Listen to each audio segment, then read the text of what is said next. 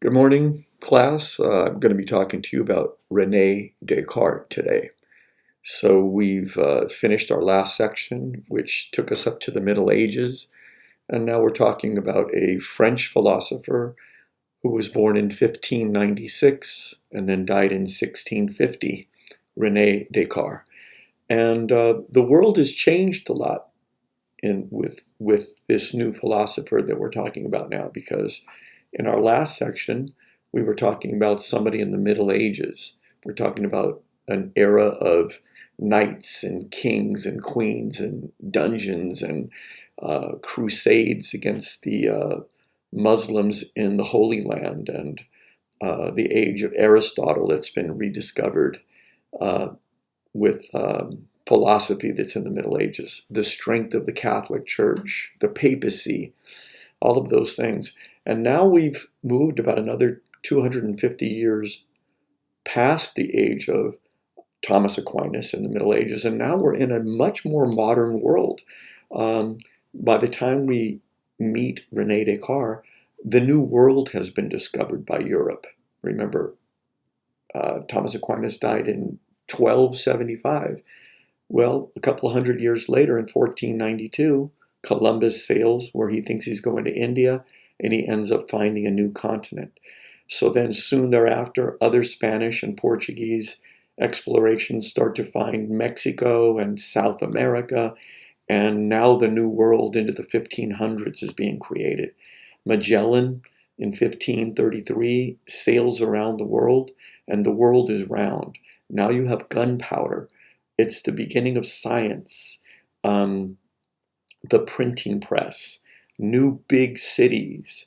The Asian world has been kind of discovered with Marco Polo, and there's world travel now. The world is seen as a big globe now. It's not the sleepy little Middle Ages where they don't even know much about Africa or China.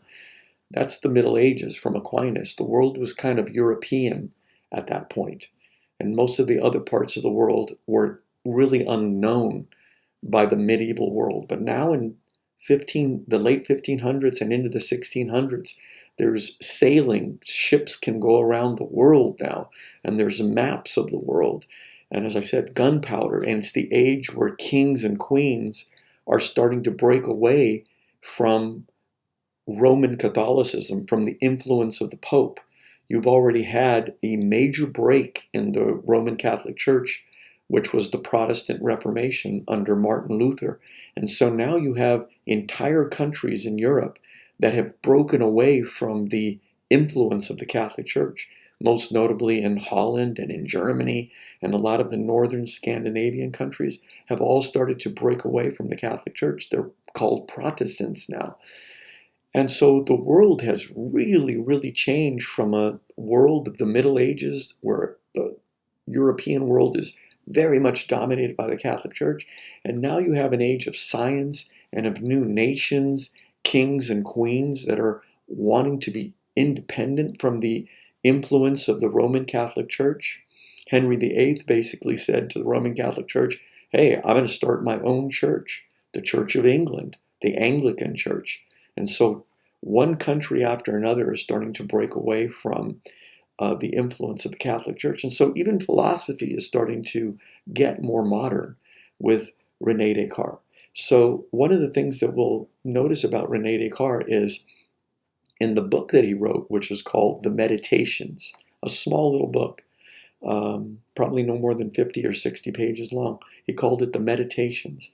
Rene Descartes has a kind of mind experience that he begins to undergo as a result of a dream. Okay, Rene Descartes is a guest in Sweden of the Queen of Sweden. The Queen of Sweden, Queen Christina, has invited Rene Descartes to come and visit her in Sweden and to receive math, analytic geometry tutorings, because as a queen, she had an independent spirit and she was interested in science and math. So she hears about Rene Descartes, his fame. He's kind of like the Stephen Hawking's of the time. He's a really, really well-known mathematician in Europe at this time. And remember, the printing press has made books available throughout the European world. And so literature and science and learning is spreading. It's like the internet at that time, book printing. And Queen Christina has heard about Rene, and she's invited him. And while he's there visiting her in Sweden for, I don't know how long the period of time was, he starts to get the idea for a book. He's in a guest house and he has a dream, and he begins to wonder if he has, if anything that he's ever really thought can absolutely be true. Anything that he remembers from his childhood, anything that he's seeing in the room, like in terms of his, let's just say there's a fireplace in his room. He's wondering if anything that he actually really sees and senses and smells and tastes is actually really real, or could be just figments of his imagination. So this begins, that little insight, that question begins this book, the inspiration for this book he writes, which is called the Meditations. That insight, which is anything really real? And if you think about it, that question really launches the modern age that we're in. Because if you ever think of movies nowadays, you'll often see a movie in which at the end of the movie you'll find out, oh, we were in the serial killer's mind. We weren't even in the real world. So I don't know if you've ever noticed that Hollywood, with movies like Inception and other movies of that sort, there was a movie with Leonardo DiCaprio a couple of years ago. It was called Shutter Island, in which you're never quite sure if you're in the real world or in the world of the person who is the actor. So Rene Descartes actually starts to bring up all that question. What is the real world, and do we really know it? In the Middle Ages, it was kind of taken more for granted that our eyes and our senses could really perceive outside reality. But things started to really change by the time we get into the 1630s. Rene Descartes died in 1650, and so when he's writing his book, The Meditations, in around the 1630s, there's scientific things that have come into existence. They've been discovered, and it's making everybody a lot more questioning about the real world. So let me give you something that's been discovered even in the late 1400s. You know what this is. It's a magnifying glass. And the magnifying glass has allowed people, even before Descartes, to look at things and to really be able to see if the things that we see are really the way they actually look. So Rene Descartes is asking, are my senses really able to tell me much about the world? So he does this mind experiment in which he really starts doubting everything that he sees. And I'm going to use an example. You know, I like to bring visuals. I brought a can of paint, which I have renamed Doubt Paint.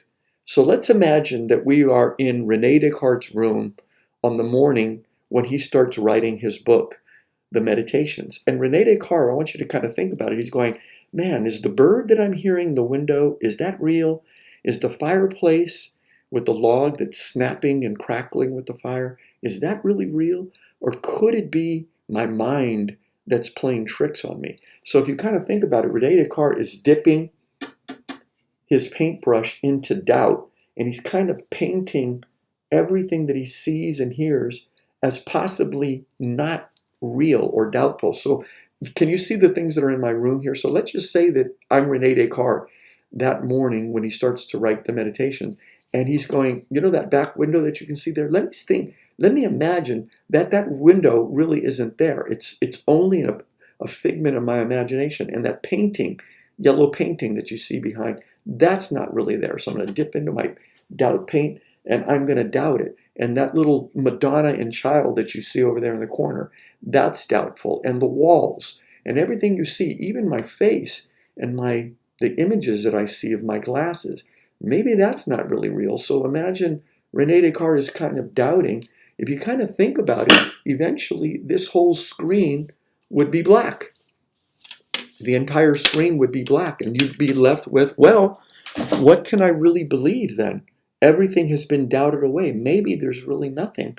And Rene Descartes asked himself, well, if I doubted everything with this doubt paint, if I really kind of closed off my mind, let me see if I can kind of do that. So I have some earplugs here, some silicone earplugs. And so if I kind of got these and basically said, well, maybe what I'm hearing, even my own voice, is not really real. So boom, earplugs, boom.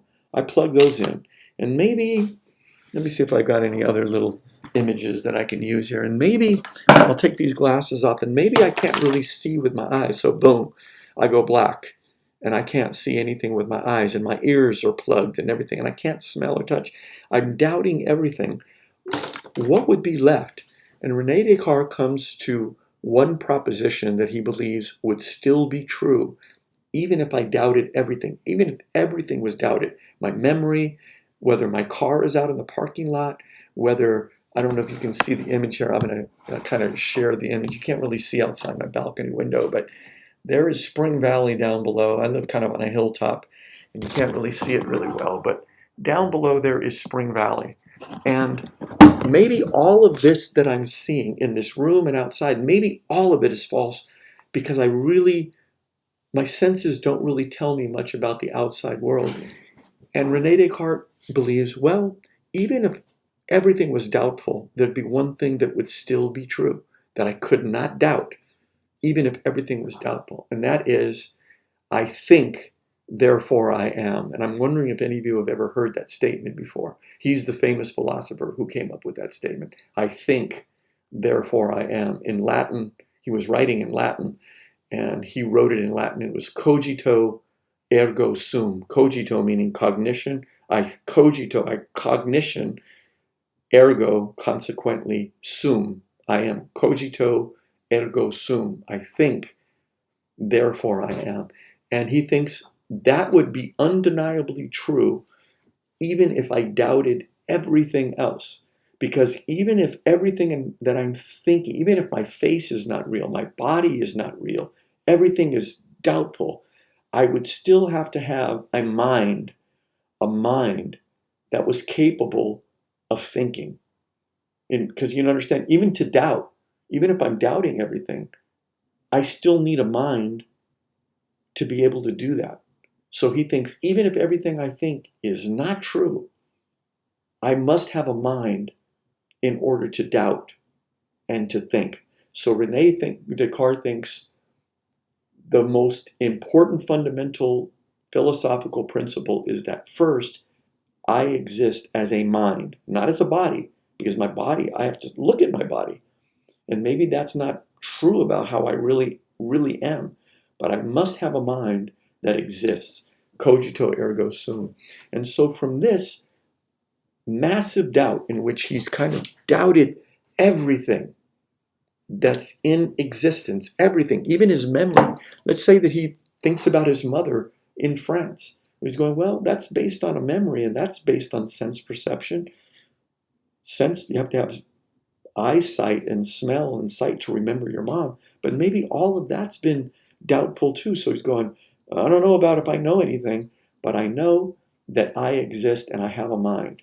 So from that, he's kind of in a lonely position because if you think about it, he's painted himself kind of into a corner because now there's really nothing that he can really trust because everything is doubtful. So he begins another experiment, if you think, like, in other words, the next question is, well, now what? This is where he begins to write in a new chapter in his book. Now what? What else is true besides my mind? And Rene Descartes begins to say, well, in my mind, I must also have perceptions of things like myself, even if it's just my mind. That has to be embedded in my mind, this idea of a self, because there's always this idea that I come back to, which is Rene Descartes. So he thinks that's also in my mind. Cogito ergo sum is one thing in my mind, but I also have to have the sense of self, or what he calls identity. I have to have an identity. He thinks that has to be fundamental. He also thinks that there are things called substance. That also has to exist as a sure thing in the mind. And substance would be like, for instance, if I take this candle and I actually lit it, it's wax, right? And it's hard. But if I lit this candle, and now I've got this lit candle, I don't know if you can see that. But if I've got this lit candle, eventually this is going to get liquidy. So this substance of this wax, which is hard and cold, and it has a little bit of a scent. Eventually, inside this wax candle, it's going to start to get liquidy. And if I don't want to pour it out on my desk, but you know the wax is going to get soft. So, and then as it gets cold again, the wax will get firm, and it'll get firm again like this hard wax. So Rene Descartes thinks, well, the idea of substance also has to be something that's embedded in the mind. Even if I doubted everything, I have to have the idea of substance, because substance allows me to see that even though something can change from hard, the wax, into liquid, there has to be something that makes wax, wax, which is the substance. Let me give you another example if that's not really good. If you think of a banana that you leave on the counter because then it starts to get rotten.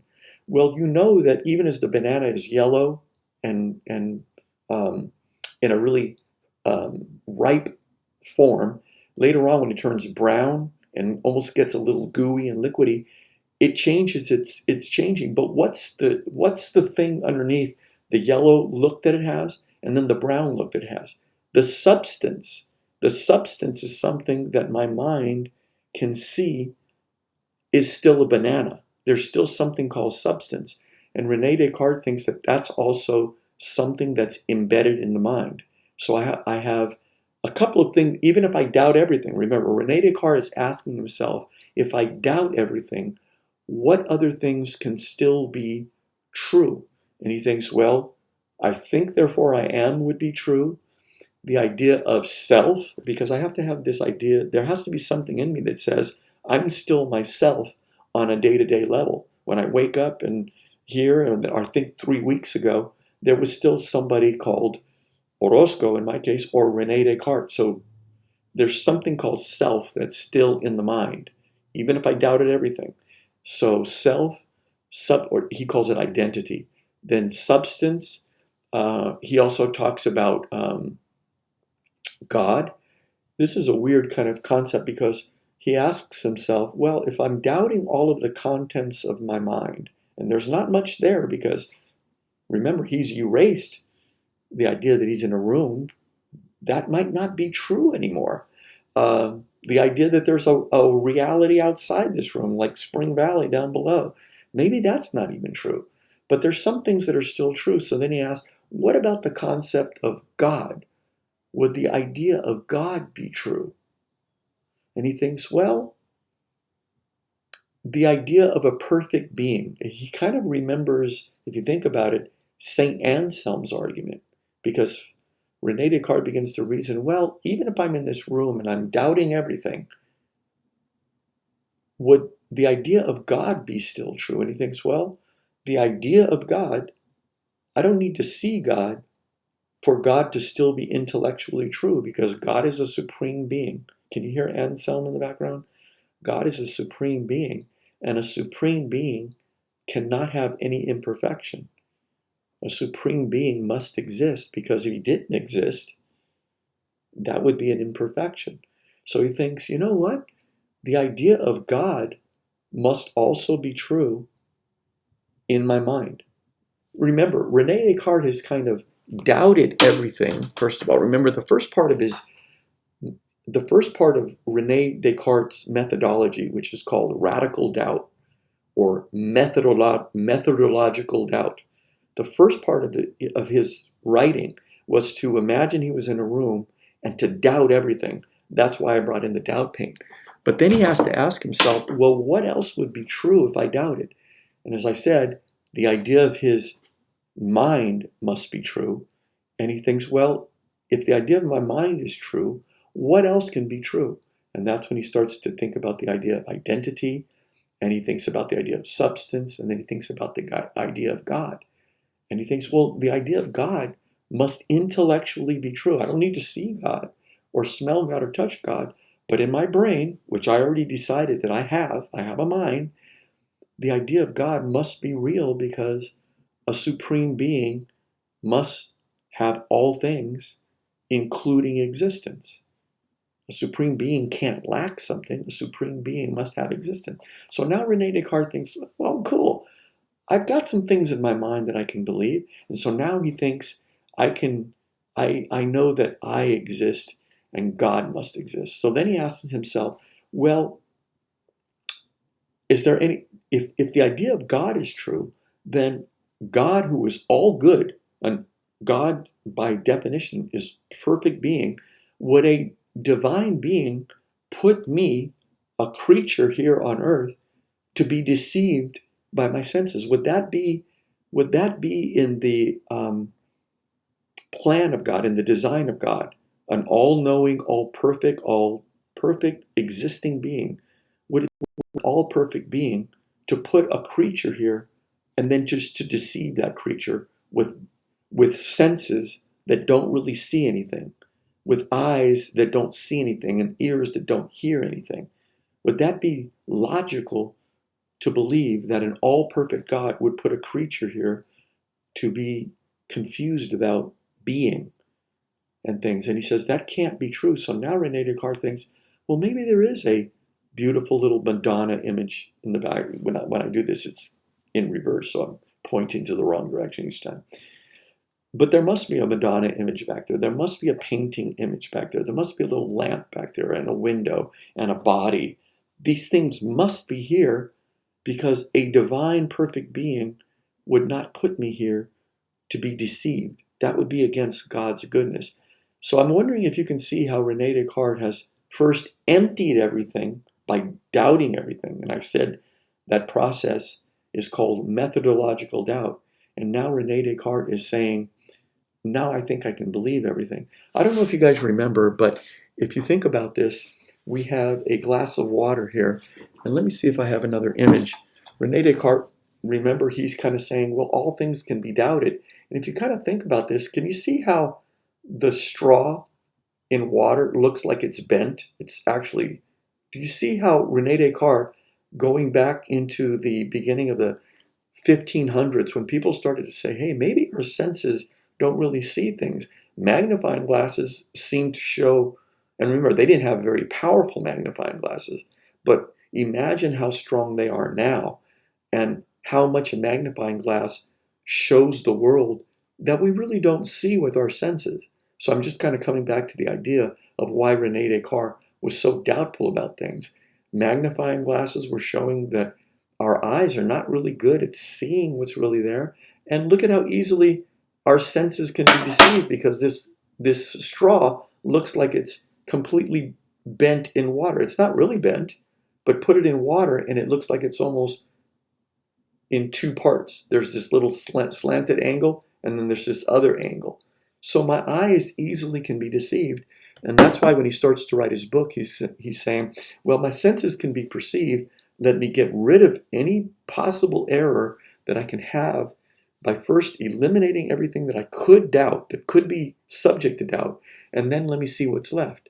So first he goes backward to then go forward, and then to try to build up what he thinks he can actually really believe with his senses. Then Rene Descartes begins a process of thinking about the outside world. He goes, okay, so now I know that I'm in a room that has water, and it has a lamp, and it has a window, and it has a painting in the back. I know I'm in a room now because the idea of God allows me to really believe this again. So then he begins to ask, well, are there outside things in the world that would be true? What about the planets and the sun and everything? And so Rene Descartes begins to think, well, all of those things will be true. There is a world outside that's really real because there's a divine creator who lets me have the senses that I can trust, that tells me something about the outside world. So there's an outside world of the planets that are orbiting and I can see them. But then he also has this other idea that he's not really quite sure how the outside physical world relates to the idea of the mind. Because if you think about it, this is kind of like another, what some philosophers will call the dualistic problem. Because if you think about the content of our mind, a thought, how is it that a thought that doesn't have any matter, I mean, can you take a thought, think freedom, can you take the idea of freedom and cut it in half? Can you put it in a microwave? Can you dissect it? Can you weigh it? Can you subject the idea of freedom to any kind of material analysis, and yet it has a reality. So Rene Descartes ends up asking a very fundamental question, whether the outside physical world is actually, can ever really jibe with the inside world. Let me close the door here for a second.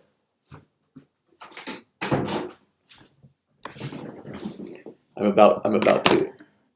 about to get company. Somebody's going to knock on the door. So so he ends up having this really interesting kind of question where he's going, well, a physical world that I now can believe in and analyze. Remember, he's a mathematician. He's very much interested in what Newton and Kepler and all these great mathematicians are starting to see about the outside world, that we're not really the center of the universe anymore, like where Aristotle and St. Thomas Aquinas used to believe that the earth was the center of the universe, because that was a medieval worldview. Now the science is revealing that no, man, there's planets. We're just one of several. I don't know if they knew about the 9 planets back there in the solar system, but we're just a very small, insignificant planet in a vast solar system. So Rene Descartes kind of dies. He dies without ever resolving this question that he raises in his philosophy about the outside physical world that we can see and taste and touch and hear, but the world of the mind, which he thinks it's almost like a separate reality, because a thought cannot really be analyzed. It can be analyzed. I mean, we can think about a thought, but it can't be subjected to any kind of physical analysis. You can't do experiments on a thought, the nature of a thought itself. That's him. And so he ends up creating what is called a dualistic problem. Like, how does my thought, which is in my mind, how does my thought, which is immaterial and invisible, how does it make me move my hand?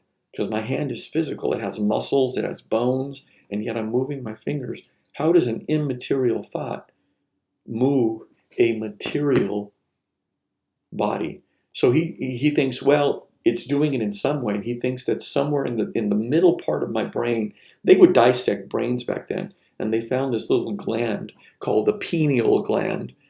That is actually something that exists in our brain, the pineal gland. He goes, at that point, that's the point in which the immaterial thought can move physical reality. I might be losing some of you, and it might be not really of interest to you. It's an epistemological problem. In other words, how does this thought, which is invisible and immaterial, almost spiritual, how does it make something physical move?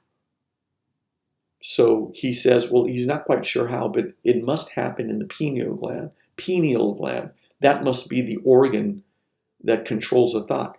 But a lot of his critics later on read it and says, well, how can a pineal gland, which is physical blood cell matter, how can it hold an immaterial thing, which is a thought?